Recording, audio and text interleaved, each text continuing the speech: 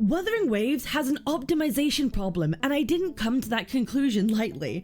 I conducted a performance test using data gathered directly from my community, and in this video we're going to break down what actually is happening, why it keeps getting worse, and who it affects the most. Wuthering Waves is marketed as an action RPG that's next gen for mobile users, but what happens when a mobile game slowly stops being playable on mobile? This is a game whose technical ambition increasingly conflicts with the reality of hardware its actual audience owns, leaving Kuro Games stuck between delivering quality and maintaining mass market accessibility.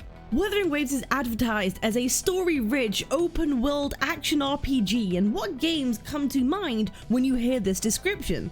Witcher 3, Cyberpunk 2077, Elden Ring, some of the greats of gaming. These are games that are prized on their combat systems, in-depth story, and importantly, they're a visual treat. So when Kuro Games set out on the task to develop a game for a genre that has such a high caliber of quality attached to it, and then make it free to play for even mobile devices, you know it's going to be an absolutely insane task. But somehow they managed to ship a product that mostly worked. Wuthering Waves runs on Unreal Engine 4, which is notorious for being very unforgiving for even lower hardware PC users unless significant time is spent on optimizing the game. The systems Unreal uses for rendering lighting and shaders is already complex, and translating that to mobile is extremely tough, and we'll get into some more technical details later. But Wuthering Waves, while it has a functional product in its mobile versions, it's not without an abundance of issues.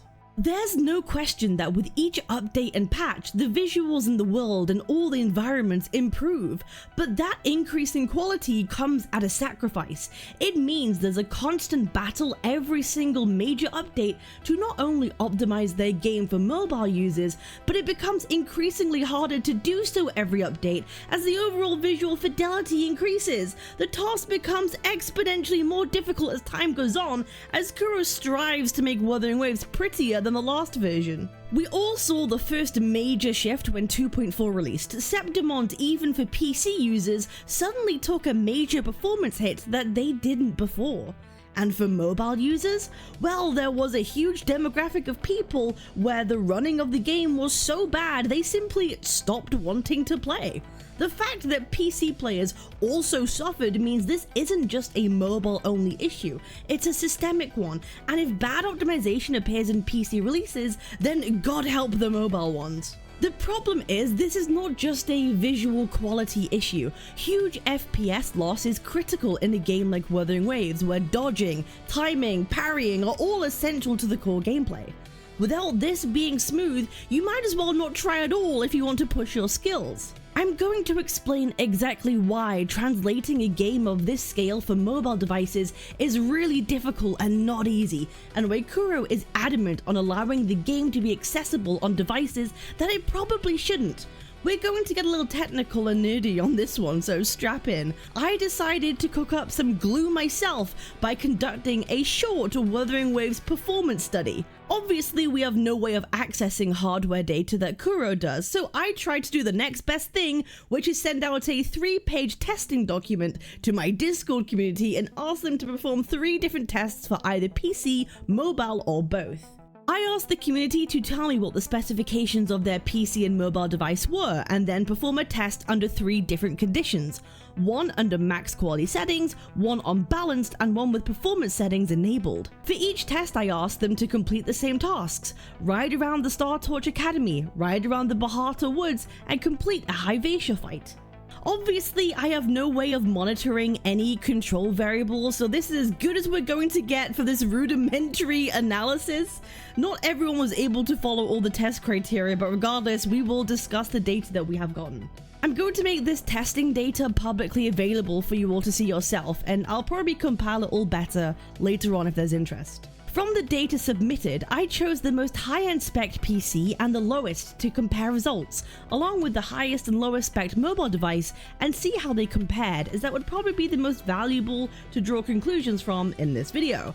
I also included what would be considered a slightly higher than average but older popular mobile device. For PC, the highest end Windows-based system was a Ryzen 7 5800X paired with an RTX 4080 Super, while the weakest was a laptop configuration using an i7 and an RTX 2070 Max-Q. StarTorch Academy is one of the biggest pain points and where you will see the most frame loss. At max settings, the 4080 Super was able to average between 70 and 75 frames.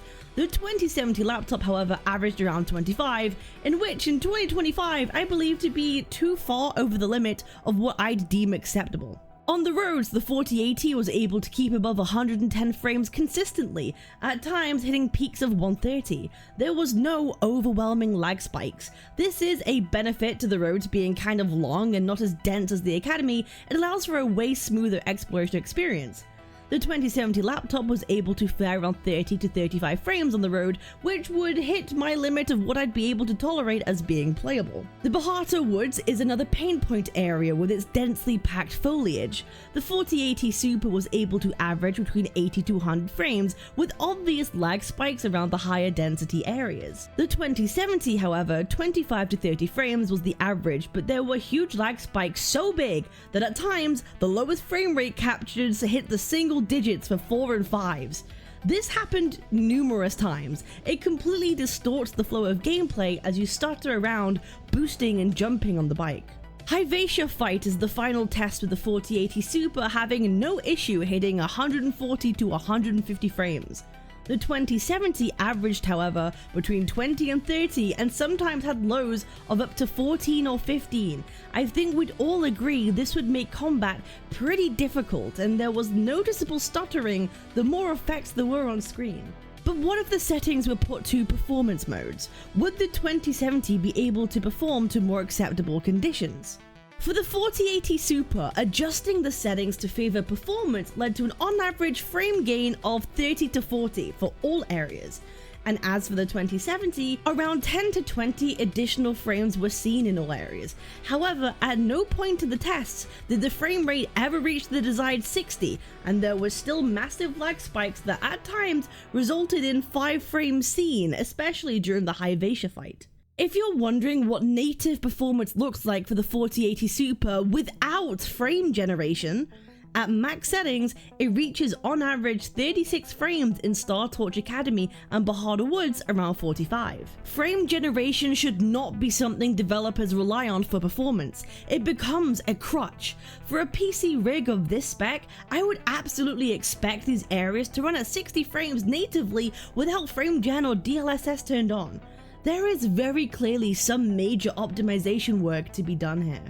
Now time for the mobile comparisons. This is a really hard one to judge or give analysis on because for a lot of devices, recording can induce lag on its own, but nonetheless we'll continue. We're going to compare the Red Magic Pro 10, which was our highest performing phone, against the Infinix Note 30, the lowest performing phone on the list, and well, let's just say, this comparison wasn't particularly smooth.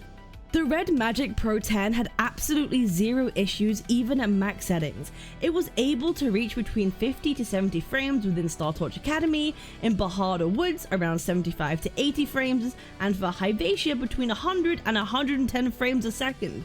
This is wildly impressive and comes at no surprise because the Red Magic Pro 10 is designed with gaming in mind. It even has its own active cooling system, so thermal throttling is less of a concern. Most phones get pretty hot quite quickly and this hinders performance massively. Now on to the Infinix Note 30. I have to say, the compression on this recording is of such poor quality and there's no way to get a reading of frames, but you can all use your own eyes of judgment for this one. It seems even on lower settings it really struggles to put in a shift. The lag spikes make combat wildly more difficult and there is even missing textures and models because the device isn't able to load them in quick enough. For an additional fairer comparison, I'm using my own phone. I have an iPhone 13 Pro Max that I got back in 2021. Yes, I'm using a 4-year-old phone, and no, I will not be replacing it until I need to. This device was solid at the time, but does suffer from thermal throttling issues like a lot of other devices. I was able to comfortably navigate through the world. My settings had frames locked at 30, and for the most part, I was able to maintain that. There were some lag spikes in StarTorch and Bahato Woods though. In open areas, I was able to reach higher frames and the Hyvatia fight was pretty damn smooth enough. So what conclusions can we draw from this? What stood out immediately to me is that performance issues weren't isolated to weaker devices. They appeared across every hardware tier I tested, including high-end PCs and gaming-focused phones. StarTorch Academy, which serves as the central Quest hub, consistently degraded performance across all devices.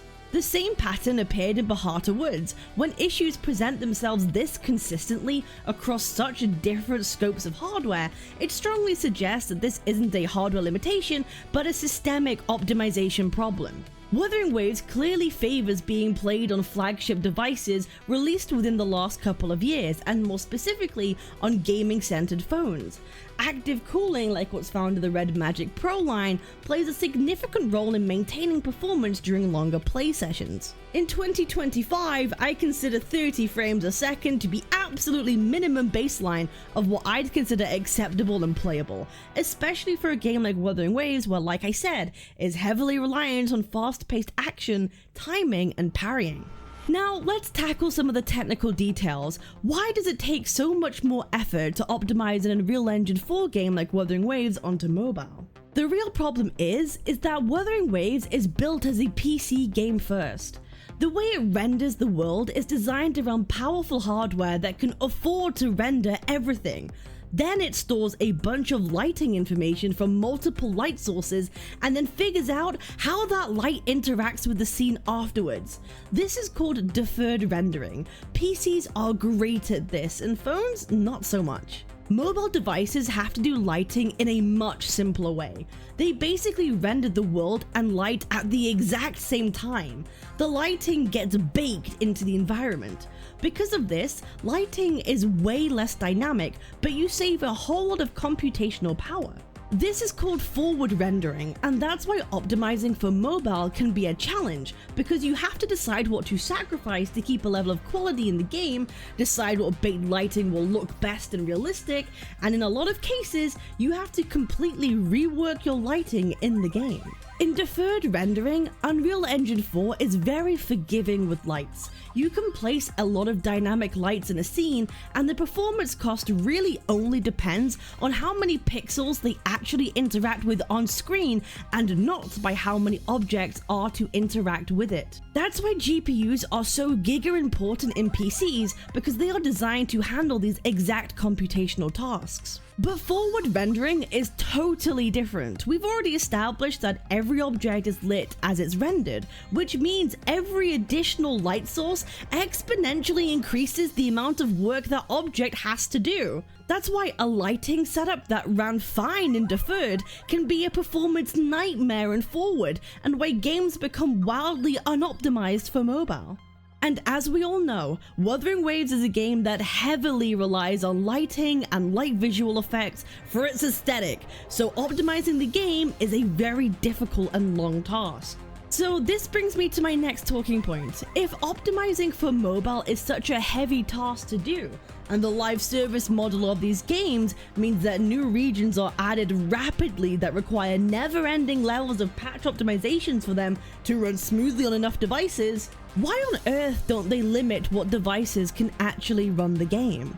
The simple answer is that Kuro Games will let Wuthering Waves be downloaded on devices that don't have the hardware to be able to run their game smoothly. In conjunction with optimizations being pretty rough, the result is a huge potential for a laggy mess and runs the massive risk of people complaining about poor performance and leaving negative reviews. Let's not forget that this game right now takes up over 50 gigabytes of storage on mobile. This is an insanely high number for a mobile game where most people have 128 gigabytes of non-expandable storage. At that point, Wuthering Waves has to be a commitment for you. But Kuro Games have decided it would rather risk that if it means it can have as big of an audience reach as possible that could end up being paying customers down the line. Other paid games take a different approach. Take Resident Evil Village for example. This is a paid game, but it has locked its ability to be played only to very specific devices. This ensures the highest quality possible with optimizations that are tailor-made for those devices.